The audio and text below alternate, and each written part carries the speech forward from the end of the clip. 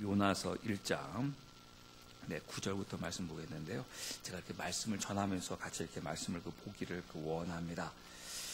저희가 이제 그 9절 말씀을 보기를 원하는데요. 이제 그 9절에 그 요나의 그 고백이 있습니다. 그 요나가 그 선장과 그 선원들에게, 다시 말씀드려서 그 열방의 그 하나님을 모르고 있는 그 열방 사람들에게, 그 이방인들에게 그가 이렇게 고백을 합니다. 9절 말씀 보게 되면, 그가 그들에게 이르되 나는 히브리 사람으로 바다와 육지를 만드신 주 곧 하늘의 하나님을 두려워하노라 하니라. 그런데 10절에 그때 요나가 그 사람에게 말하였으므로 그들이 그가 주의 앞을 떠나 도망한 것을 알고 심히 두려워하며 그에게 이르되 내가 어찌하여 이 일을 행하였느냐 하니라. 또 11절이요. 바다가 움직이며 사나워짐으로 그때 그들이 그에게 이르되 우리가 네게 어떻게 하여야 바다가 우리를 위해 잔잔하겠느냐 하니, 그 12절에 이제 요나가 이제 이렇게 이야기를 합니다. 그가 그들에게 이르되 나를 들어 바다에 던지라. 그리하면 바다가 너희를 위해 잔잔하리라. 나로 인하여 이 큰 폭풍이 너에게 임한 줄을 내가 아노라.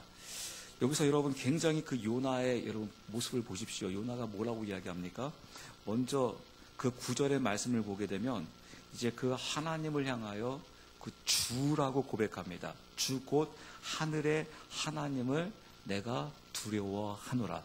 그러니까 단순히 그 하나님을 두려워한다는 것이 아니라 그 하나님이 이제 나의 주라는 것입니다. 그러니까 나의 주인이라는 것입니다. 나의 그 주 하나님을 내가 두려워한다.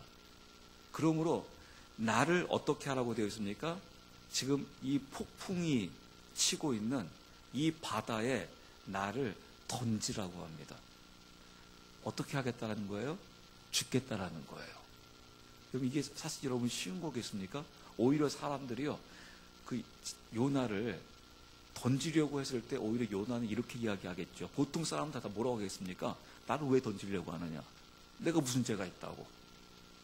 나는 저 바다에 던져질 수 없다. 나는 지금 살기 위해서 어디로 지금 가고 있는 중이었습니까? 다시스로 가고 있었습니다. 다시스로 죽으러 간 게 아닙니다. 요나는 살로 갔어요. 그렇죠? 유럽으로 살로 갔습니다. 풍요로운 삶을 살아가기 위해서, 넉넉한 삶을 살아가기 위해서, 축복된 삶을 살아가기 위해서, 잘 살기 위해서 지금 다시스로 떠났습니다. 즉 살려고 떠났어요. 그런데 이제 지금 요나가 여러분 죽고 싶은 마음이 있겠습니까?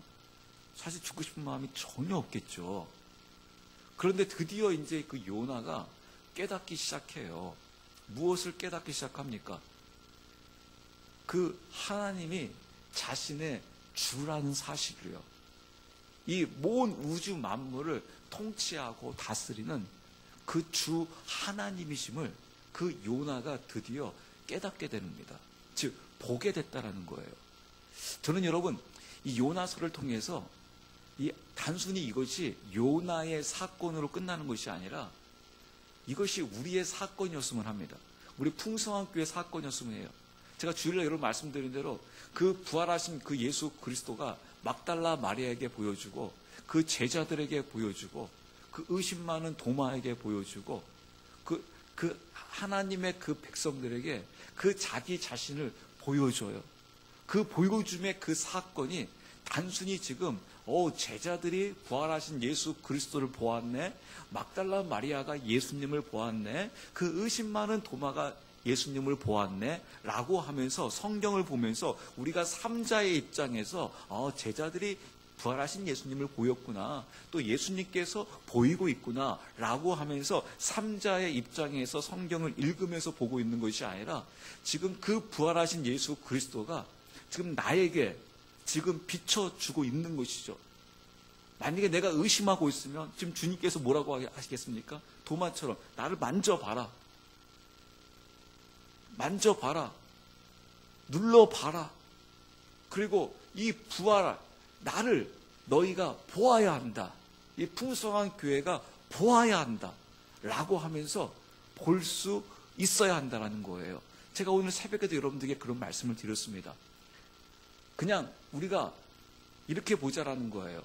저희 풍성한 교회도 마찬가지고 한국에 있는 모든 교회가, 대부분의 모든 교회가, 그냥 100% 모든 교회가 다 라오디아 교회다라고 여러분 한번 그렇게 생각해 보세요.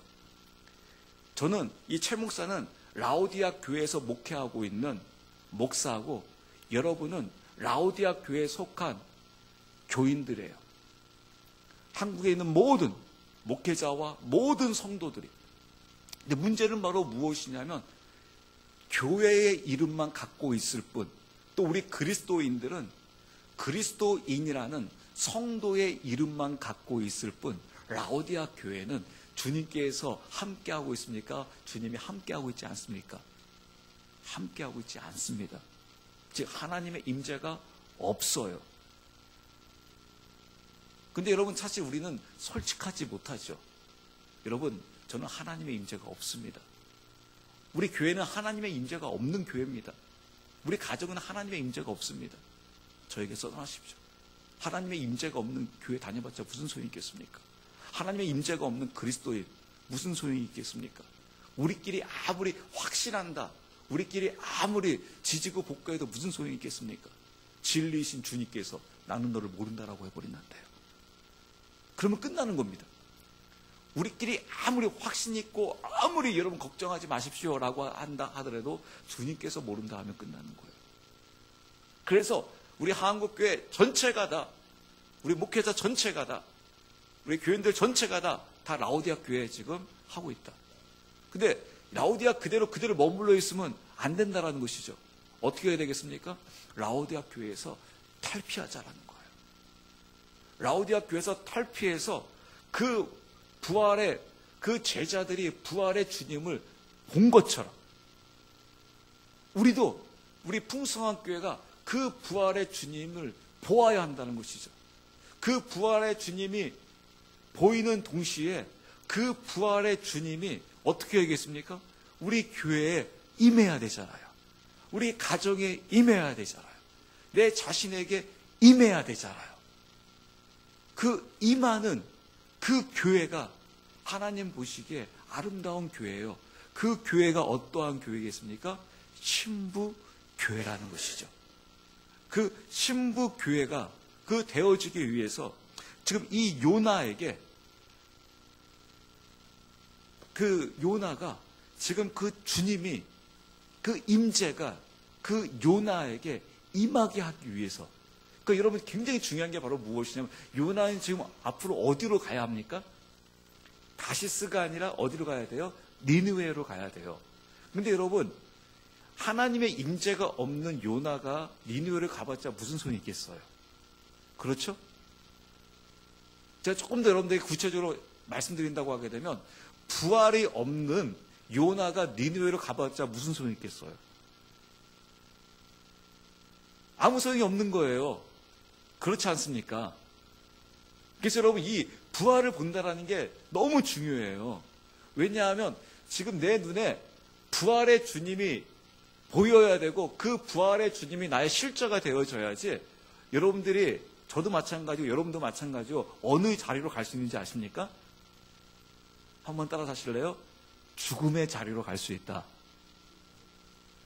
네, 죽음의 자리로 갈 수 있는 거예요. 즉 예수님께서 이 땅에 어떻게 합니까? 죽으시러 오셨다고 하죠. 맞습니까? 틀립니까? 맞아요. 그렇지만 또 틀리기도 해요. 사실 예수님께서는요, 죽으시기 위해서 오신 게 아니에요. 예수님께서는요, 부활하시기 위해서 오신 거예요. 부활하시기 위해 오셨기 때문에 예수님에게는 부활이 있기 때문에 죽으신 거예요. 만약에 부활이 없었다면 예수님은 안 죽어요. 죽을 이유가 없습니다. 근데 예수님이 지금 부활을 위해서 오셨기 때문에, 그 부활이 예수님 자체이시기 때문에 그때 예수님이 죽음의 자리로 가실 수 있는 거예요. 마찬가지로 지금 우리에게 그 제자들이 십자가만 봤을 때는 그 죽음의 자리로 가지를 못했어요. 그런데 그 제자들이 부활의 주님을 보게 되자 어떻게 합니까? 죽음의 자리로, 십자가의 자리로 갈 수가 있는 거예요. 지금 요나에게 지금 이 사건이 이루어져야 되는 거예요. 요나에게 무슨 사건이 이루어지냐면 부활의 사건이 이루어져야 하는 거예요. 부활의 사건이. 그래서 그 부활의 사건이 이루어진 그 요나가 니느웨로 가야지 이 니느웨가 뒤집히는 거예요. 왜냐하면 누가 보이기 때문에요? 부활의 주님이 보이기 때문에 나중에 결론적으로 말씀드리면 그때 니느웨가 회개 운동이 일어나는 거예요. 무엇을 보았기 때문에요? 요나를 통해서 부활의 주님을 보았기 때문에요. 처음에 여러분 제자들의 그 모습을 보게 되면요, 예수님께 처음에 철임하셨을 때 제자들이 또 그 무리들이 부활의 예수님을 못 봤어요. 그렇죠? 부활의 예수님을 못 보니까 제가 여러분 누차 설교 말씀드리는 대로 부활의 주님이 나타나서도 어떻게 합니까? 처음에 몰라요. 그래서 예수님께서 다 증거하고 보여주고 가르쳐줘요. 그러니까 그제서야 여러분 어떤 일이 벌어집니까? 제가 여러분 종종 말씀드리잖아요. 사도행전과 요한복음을 보게 되면 이 요한복음에서 보는 제자들과 사도행전에서 보는 제자들이 완전히 180도 달라요. 그래서 어떻게 이런 일이 벌어졌는가?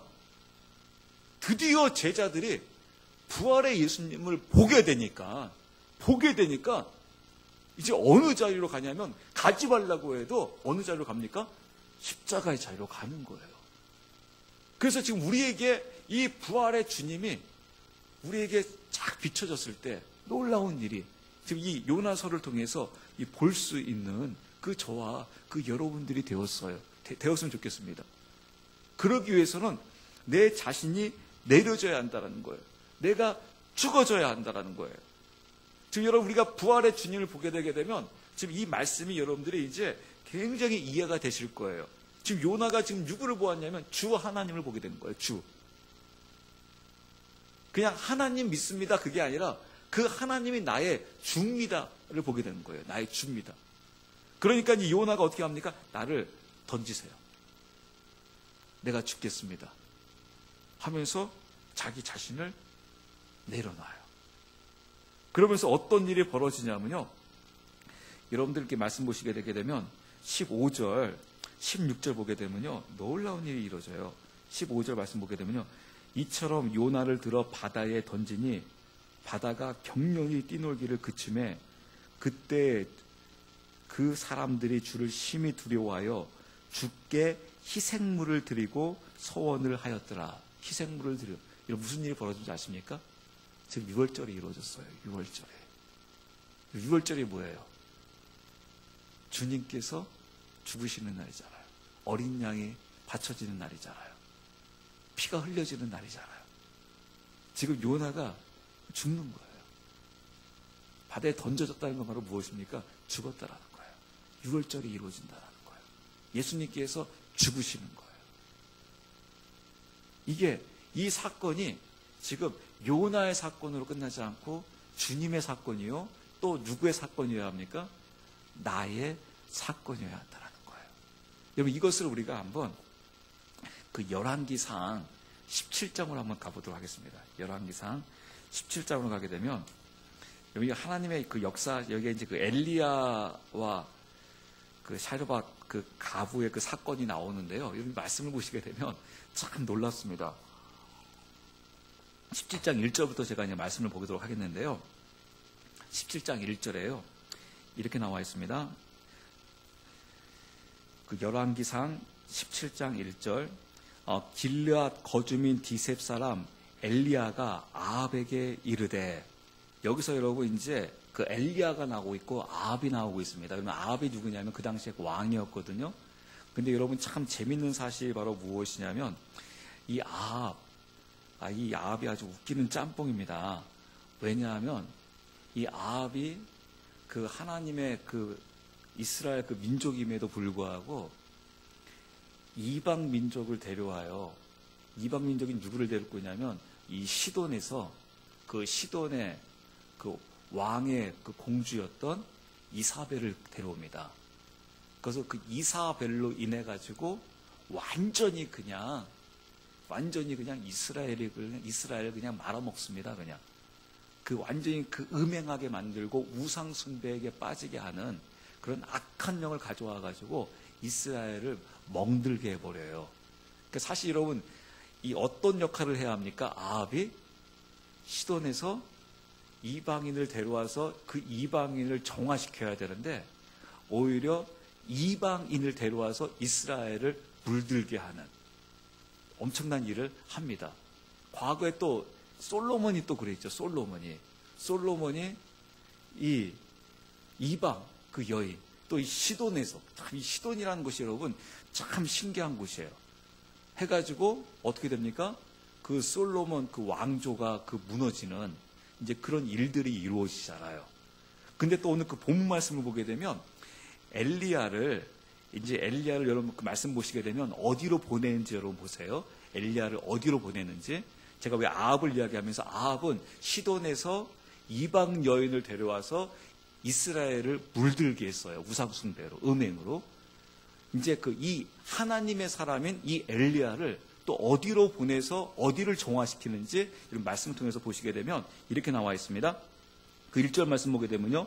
내가 서서 섬기는 주 이스라엘의 하나님께서, 성경에서는 계속해서 하나님, 여러분 누차 말씀드린 대로 주 이스라엘의 하나님이다라고 이렇게 설명하고 있는 것을 볼 수 있습니다. 주 이스라엘 하나님께서 살아계심을 두고 맹세하노니 내 말이 있지 아니하면 이 몇 년 동안 이슬이나 비가 있지 아니하리라 하면서 이제 가뭄이 있을 것이다 라고는 그 하나님의 그 재앙이 있을 것을 이야기를 해요. 이제 그러면서 2절 말씀 보게 되면요. 주의 말씀이 그에게 임하니라. 누구에게 임하는 거냐면 바로 엘리야에게 임해요. 엘리야에게 임하면서 뭐라고 이야기하냐면요. 3절 말씀 보세요. 너는 여기를 떠나 동쪽으로 가서 요르단 앞 그리 시냇가에 숨고. 어디에 숨으라고요? 그리 시냇가에 숨으래요. 지금 하나님께서 지금 명하는 곳에 가는 겁니다. 하나님께서 명하는 곳에 가서 4절 말씀 보게 되면 그 시내에서 물을 마시라. 내가 까마귀들에게 명령하여 거기서 너를 먹이게 하였느니라 하시니라. 여러분 그리 시냇가에 가게 되면 하나님께서 어떻게 하시겠대요? 거기서 물도 먹게 하고, 그러니까 세상은 지금 여러분 가뭄으로 완전히 지금 그냥 허덕이고 있는 겁니다. 갈증에. 근데 그런데 또 까마귀를 시켜서 어떻게 하겠다는 겁니까? 너의 그 줄임배를 다 채워주겠다라는 거예요. 지금 누가 말씀하시는 거예요? 하나님께서 말씀하시는 거예요. 여러분 어떻습니까? 할렐루야죠? 여러분 하나님이 가시는 곳에 가시게 되면 이런 풍요와 아름다움이 이루어지죠? 아니 푸른 시냇가죠? 이런 아름다운 곳이고 또 여기에 이 엘리야가 순종해서 가요. 그랬더니 진짜 여러분 무슨 일이 벌어지냐면 이런 말씀 보세요. 5절 말씀 보세요. 이에 그가 가서 주의 말씀대로 행하였으니, 그러니까 그대로 순종합니다. 행하였으니 곧 그가 가서 요르단 앞 그리 시냇가에 거하였더라. 그래서 6절 말씀 보게 되면요. 까마귀들이 아침에 빵과 고기를 그에게 가져오고 저녁에 빵과 고기를 가져왔으며 그가 그 시내에 물을 마셨는데 7절 말씀 보게 되면 희한한 일이 벌어집니다. 땅에 비가 내리지 아니하므로 얼마 뒤에 그 시내가 마르니라.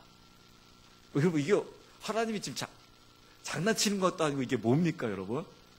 하나님께서 가라고 해가지고 그곳에 내가 너를 마시게 할 것이고 먹이게 할 것이다 해서 엘리야가 아멘 순종하면서 그곳에 갔어요. 갔더니 진짜 그리 시냇가에 이 아름다운 이 생수가 있었고 또 까마귀가 갖다 줘요. 근데 또 어떤 일이 벌어집니까? 그럼 계속 풍요로워야 되잖아요. 그렇죠? 그런데 시냇가가 말라버려요. 끊겨버려요. 엘리야의 모든 것들이. 그러니까 여러분 참 하나님이 하시는 일을 보게 되면 놀랍죠. 이 지금 끊어지는 일이 발생한다는 겁니다. 발생할 수 있다라는 거예요.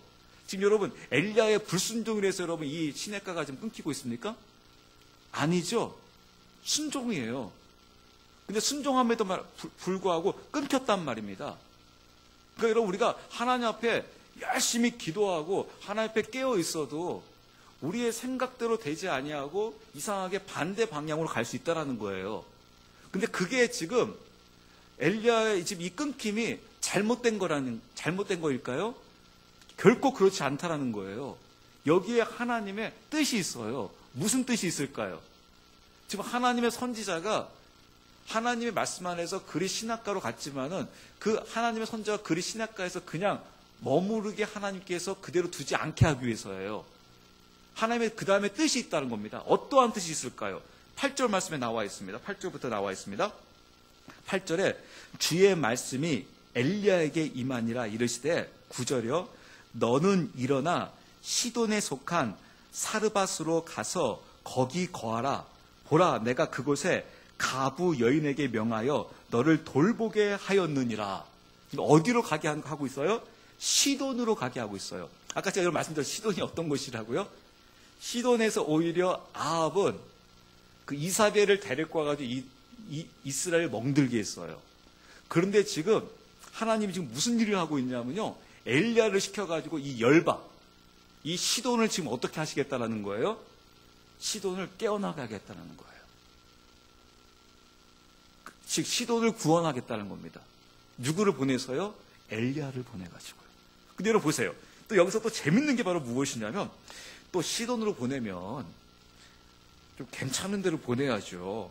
어디 귀족으로 좀 큰 집으로 보내야 되는데 어디로 보내냐면 그곳에 가부 여인에게 명령하여 너를 돌보게 하였느니라.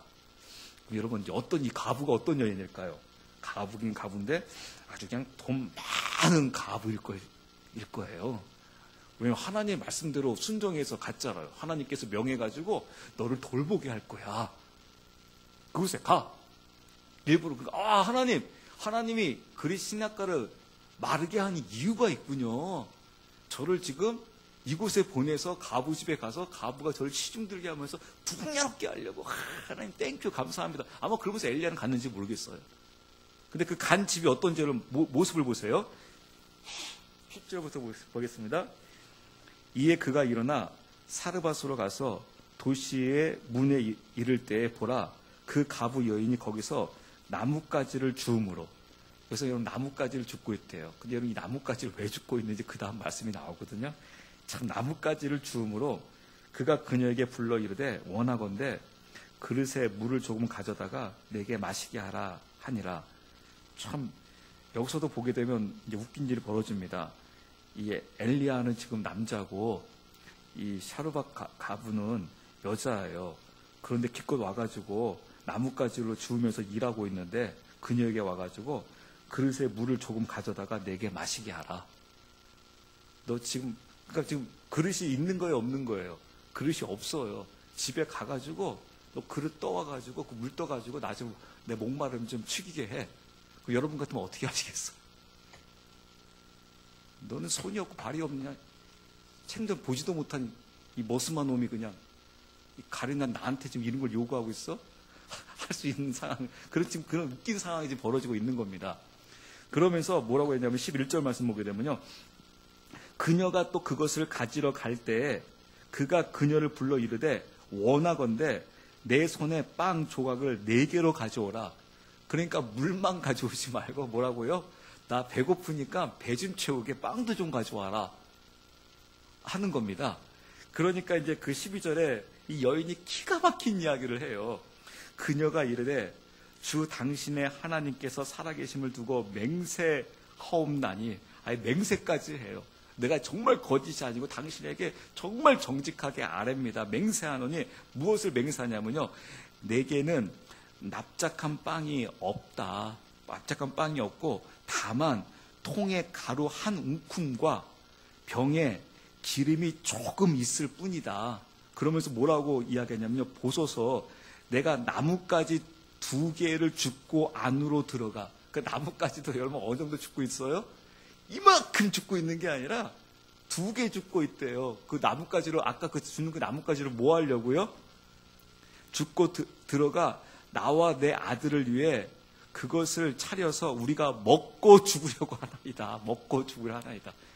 아까 그 나뭇가지 그 조금 요거 해와가지고 지금 있는 게 바로 무엇이냐면 빵 하나 한 조금 만들어가고 그 기름 요만큼 있어가지고 그거 만들어가지고 내 아들이랑 사랑하는 아들이랑 나랑 먹고 이제 우리는 이제 굶어 이제 죽습니다. 이게 우리의 총 재산입니다.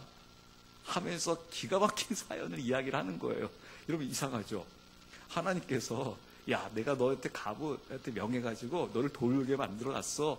그래서 이 그리스 시냇가를 내가 그냥 메마르게 해버렸어. 근데 하나님 보내주시는 것이 기껏 뭐예요? 여러분 지금 생각하면 여러분 환장할 일 아니겠습니까?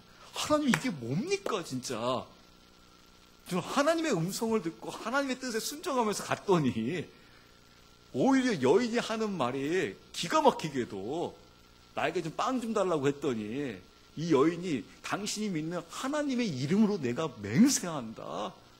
지금 내가 지금 이 나뭇가지 주신 이 나뭇가지로 불 살짝 조금 떼가지고 마지막 남은 거 다 끌어가지고 이 기름으로 빵을 만들어서 나와 내 아들이 먹고 이제 저희는 굶어 죽는 겁니다.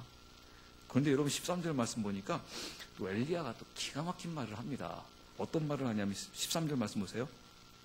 엘리야가 그녀에게 이르되 두려워하지 말고 가서 내가 말한 대로 하려니와 먼저 그것으로 나를 위해 작은 빵 하나를 만들어 내게로 가져오고 그 뒤에 너와 내 아들을 위해 만들어라. 그러니까 죽는 거 이거 이런 말이에요. 죽는 건 네 사정이고 일단 만들어 와. 내가 먹어야겠다. 그러니까 지금 이 가부에게 사르밧 가부에게 마지막 이 조금 남은 것, 최후에 남은 것까지 지금 어떻게 하라는 거예요? 가져오라는 거예요. 그러니까 지금 이 성경 말씀을 통해서 여러분이 잘 아셔야 될 게 바로 무엇이냐면 이 여인이 마지막 갖고 있는 것. 여러분 사실 이거 줄 수 있을까요? 없을까요? 그나마 여러분 자기 혼자라면 그래도 줄 수 있을지 모르겠어요. 그렇죠? 근데 이거 지금 누구 주려고 하는 거예요? 지금 여러분 그 아들의 상태가 지금 어떤 상태에 있는 겁니까? 여러분 상상해 보세요. 지금 이거 한 번 먹고 그냥 죽어야 돼요. 그럼 지금 여러분 그 아들이 지금 엄마 배불러 죽겠어. 지금 배부른 상태예요. 지금 눈물로 하소연하면서 엄마 배고파 죽겠어요 하면 눈물을 흘리고 있는 상태예요. 어떤 상태입니까? 전자입니까? 후자입니까? 후자예요. 근데 그 엄마한테 내놓으래요. 그것마저 울고 있는 그 아들이 지금 그것 때문에 지금 막 울고 있는 그것마저 내놔가지고 내가 먹겠대요. 이 선지자가 먹겠대요. 그거 내놓으라는 거예요. 비워라는 거예요. 네 걸로 네 아들한테 못 먹인다는 거예요. 지금 여러분 이게 무슨 일인 줄 아십니까? 이 시돈에 살고 있는 이 사르밧 가부의 이 가정 안에 지금 구원이 이르기 위해서입니다. 구원이. 이 구원이 이루기 위해서는요, 즉, 엘리야 선지자가 지금 이 가정에 임하겠다는 겁니다. 지금 엘리야 선지자가 임한다는 건 바로 무슨 말을 의미하고 있는 거냐면, 지금 주님이 이 가정에 임하겠다는 거예요. 우리 교회로 치게 되면 주님께서 우리 풍성한 교회에 임하겠다는 거예요. 여러분의 가정에 임하겠다는 거예요. 근데 임하려고 하게 되면 어떻게 해야 되냐면, 네 것 마지막 그 최후 남은 그 조그만 거 하나라도 그것마저 다 비워야 한다는 거예요. 그게 여러분 사도행전 그 2장에 나타난 사건이에요. 그 부활의 그 주님을 영접하게 되니까 어느 한 사람도 자기의 소유로 여기는 자가 아무도 없더라. 그러니까 주권이 완전히 이양되는 거예요. 주권이 완전히 이양되는 겁니다. 그래야지 이 엘리야가 어떻게 할 수 있습니까? 이 가정에 머무를 수 있다는 거예요. 근데 만약 이 여인이, 제가 한번 새벽에 그런 얘기를 했었는데, 여인이 갑자기 이제 자식 문제까지 나왔잖아요. 눈에 불알을 피면서 그냥 엘리야를 향하여 그냥 이런 미친 막 욕하면서 그냥 차라리 나를 잡아먹어라 하면서 막 난리 피면서 한다면 어떻게 되겠습니까? 엘리야가 그 가정에 임할 수 있겠습니까? 없겠습니까? 머물 수 있겠어요? 없겠어요? 머물러요. 그 작은 것. 여러분, 우리가 보기엔 굉장히 작은 거예요. 근데 그 여인한테는 여러분 어떤 겁니까? 굉장히 큰 거예요. 근데 이것마저 지금 요구하고 있는 겁니다. 누가요? 엘리야가요. 더 근본적으로 누가 요구하고 있는 거예요? 하나님이 요구하고 있는 거예요. 그래서 여러분 예수님께서 이런 설교를 하십니다. 제자들에게요, 그 헌금 항성금에서 가부가 지금 헌금하고 있는 것과 부자가 헌금하는 것을 통해서 제자들이 물어봐요. 누가 더 헌금 많이 하고 있느냐? 그러니까 부자가 그냥 어마어마하게 헌금했는데 제자들은 당연하지 이거죠 이거. 그러니까 주님께서 뭐라고 합니까? 가부의 2렙돈이 크대요. 그럼 여러분 너네 금액 액수로 보게 되면 뭐가 더 커요 진짜? 부자 액수가 크잖아요. 근데 주님은 왜 가부의 2렙돈이 크대요? 이게 전부이기 때문에 그런 거예요. 그러니까 전부해야 한다는 거예요. 믿음은 하나의 일부가 아니라요, 하나의 일부적인 헌신이 아니라요, 전부가 되어야 한다는 거예요. 그게 바로 주권 이양이에요. 그래야지 머무를 수 있다는 겁니다. 그게 바로 성경에서 말하는 믿는 자를 이야기하는 거예요. 믿는 자. 지금 이 여인에게 굉장히 중요한 지금 결단의 시간이에요. 여기서 지금 순종하느냐, 불순종하느냐. 여기서 만약 불순종하면 여러분 어떤 일이 벌어지겠습니까? 엘리야가 머무를 수 없습니다. 머무르고 싶어도 머무를 수 없습니다. 그럼 이렇게 할까요? 엘리야가 머무르기 위해서 힘도 내가 더 세니까 그냥 네가 몰라서 그래. 그래가지고 무조건 막 부엌으로 뛰어가가지고 그냥 그거 뛰어가가지고 엘리야가 막 강제적으로 그냥 막 만들어서 막 먹고 그냥 딱 머물러요. 그렇게 할 수 있을까요? 없을까요? 사실 그렇게 할 수 없어요. 강제적으로 할 수 없어요. 이 여인이 여기서 순종해야 돼요. 순종하지 않으면 엘리야가 강압적으로 못 들어가요. 그래서 여러분 주님께서 라오디아 교회를 향하여 두드리고 있는 거예요. 강제적으로 못 들어가요. 강제로 들어가면 난리 나요. 큰일 나요. 여기에 나의 순종이 있어야 되는 거예요. 나의 비움이 있어야 되는 거예요. 아까 요나의 죽음이 있어야 되는 것처럼. 이게 여러분 교회의 모습이에요. 근데 아까 제가 서론에 이 죽음 이것을 먼저 우리가 보지 말고 무엇을 봐야 한다고 말씀드렸습니까? 부활을 봐야 한다고 말씀드렸어요. 부활이 보여야지 이 일이 이루어져요. 제가 이 부분만 간단히 말씀드릴게요. 보세요. 이 일로 인해 가지고요. 그 15절 말씀 보게 되면 그녀가 가서 엘리야의 말대로 하였더니 그녀와 엘리야와 그녀의 집에 여러 날 먹었으나 주께서 엘리야를 통하여 친히 하신 말씀대로 가루통이 고갈되지 아니하고 기름병이 마르지 아니하리라. 그러니까 채워지기 위해서 지금 무슨 일이 먼저 벌어져야 한다는 거예요? 비움이 이루어져야 한다는 거예요. 비움이 이루어지지 않게 되면 채워지지 못한다는 거예요. 근데 여러분 여기서 한 번 더 놀라운 일이 있습니다. 제가 빨리 읽으면서 한번 해볼게요. 근데 아직까지는 여러분 이 과부가 확실하게 지금 이 엘리야를 확실히 영접하지는 못했어요. 아까 그 하나님을 향하여 이제 여러분 고백을 보게 되면 이제 그 엘리야가 머물을 통해서 이제 풍성함이 이루어지게 되는데 한번 사건이 일어납니다. 어떠한 사건이냐면 17절 말씀 볼게요. 2일 뒤에 그 집의 여주인 되는 여인의 아들이 병들었는데 그의 병이 매우 심해 그가 숨이 끊겼더라. 그러니까 아들이 죽게 됩니다. 그 사랑하는 아들이. 그래서 18절 말씀 보게 되면요. 그녀가 엘리야에게 이르되 오 하나님의 사람이여. 그러니까 지금 하나님이 지금 이 여인에게 있어서는 아직 자기 자신의 고백이 아직까지 되지를 못했어요. 그냥 엘리야에게 오 하나님의 사람이요. 하나님의 사람인 건 알아요. 근데 그 하나님의 사람이 나의 하나님이 되어야 되는데 아직 그 상태가 가지를 못했어요. 그래서 이제 그 고백을 합니다. 하나님의 사람이요. 내가 당신과 무슨 상관이 있나이까? 당신이 내 죄를 생각나게 하며 또 내 아들을 죽게 하려고 내게 오셨나이까? 지금 그 아들의 그 죽음을 보면서 이 여인이 지금 뭘 고백하고 있습니까? 자신의 그 죄를 생각나게 하시려고 합니까? 그러니까 어떻게 보게 되면 생각나게 하기 위해서라는 거예요.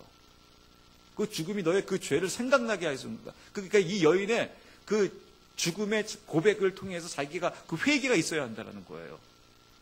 이 일이 이루어져요. 그래서 여러분 19절 말씀 보게 되면 그가 그녀에게 이르기를 내 아들을 내게 달라. 그러니까 엘리야가 이제 그녀에게 말합니다. 달라. 네 아들을 달라. 그러니까 여러분 아까는 이제 무엇을 달라고 했었어요? 먹는 거 달라고 했었어요. 이제는 죽음의 아들 달라. 아들마저 다 달라고 요구를 합니다. 그래서 이제 여인이 어떻게 하냐면 이제 줘요.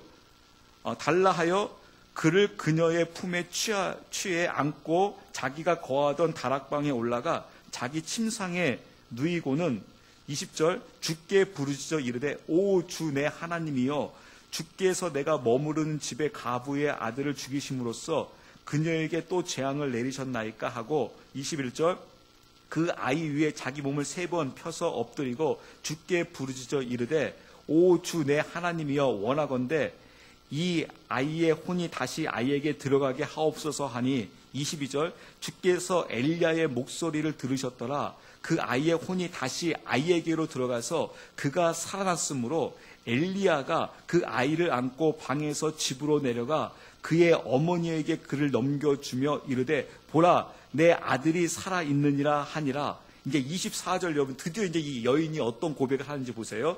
이 여인이 엘리야에게 이르되 이로써 내가 이제 당신은 하나님의 사람이요 당신의 입에 있는 주의 말씀은 진리인 줄을 내가 알았나이다. 이 말씀이 진리인 것을 바로 주인 것을 제가 이제 알았습니다. 깨달았습니다. 라고 하면서 이 가정에 무슨 일이 벌어집니까? 부활이 이루어져 버려요. 그 부활의 사건이 이루어집니다. 즉 이방인에게 지금 구원이 이루는 겁니다. 이방인에게 구원. 사실 여러분 이방인의 그 당시엔 구원이 없었습니다. 그런데 이 이방의 구원의 역사가 지금 이루어지고 있는 축복이 지금 이루어지고 있다는 거예요. 근데 여러분 이 부활의 축복이 지금 이루어지는데 어떤 일이 벌어집니까? 그 주권 이양이 이루어지고 있는 거예요. 철저하게 자기 자신 것이 철저하게 내려지고 있는 거예요. 즉 죽어지고 있는 거예요. 그 죽어지고 있게 되니까 그 부활의 주님이 어떻게 합니까? 임하고 있는 사건이 나타나고 있는 것을 볼 수가 있습니다. 그래서 여러분 제가 이제 말씀을 마무리 지으면서 아까 우리가 그 요나서의 그 말씀을 이렇게 우리가 보시게 되면 어떤 일이 벌어졌습니까? 요나가 그 주 하나님을 고백하면서 자신이 이제 어떻게 하고 있어요? 나를 내던지라 라고 하면서 그 요나가 그 죽고 있는 그런 사건이 그 요나를 통해서 그 이루어지고 있는 것을 볼 수가 있습니다. 왜냐하면 요나가 죽어져야 한다는 것입니다. 왜냐하면 그 요나가 니느웨로 가기 위해서는 바로 그 요나가 죽어지는 그런 일들이 지금 그 이루어지고 있는 것을 볼 수 있어요. 그래서 아까 그 15절, 그 16절 말씀 보게 되면 요나서 1장 15, 16절 말씀 보게 되면 그 요나가 요나를 그 바다에 그 던짐을 통해서 그 예수님께서 그 유월절날 죽으신 것처럼 그 요나도 죽게 됩니다. 그래서 17절 말씀만 보고 제가 이제 마무리 짓고 마치겠는데요.